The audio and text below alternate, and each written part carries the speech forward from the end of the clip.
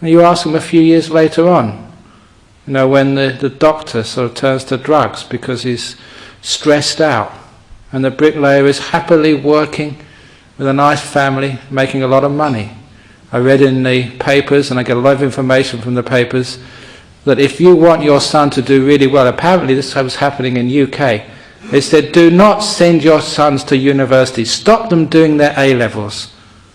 He said, apprentice them to a plumber, because plumbers were earning more money than lawyers, because there was a great shortage of plumbers, and when your house leaks, or your plumbing starts to leak, and you can't have a bath and you can't sort of turn on the taps, you need a plumber straight away, and they can charge whatever they like, especially on Saturdays and Sundays.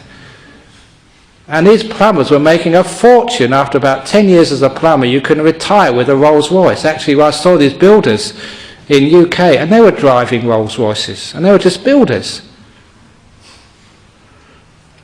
So perhaps, if your son hasn't done well in TEE, well done. You may have a very wealthy plumber in the future, or this great builder. And what a wonderful thing to have in your family, because whenever you want a builder to build a house, or your friends, you've got one, it's your son. How hard is it to get a builder or a handyman these days?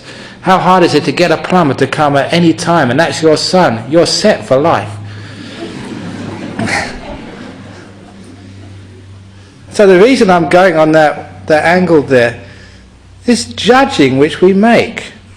That if your kid gets to university or gets to UWA, they're somehow better than the kid who doesn't. Is that fair? Is that reasonable? But because of that judging, that's why we're controlling our kids. You work hard, you pass those exams, and you try and control them, influence them, do whatever you like to try and make them pass.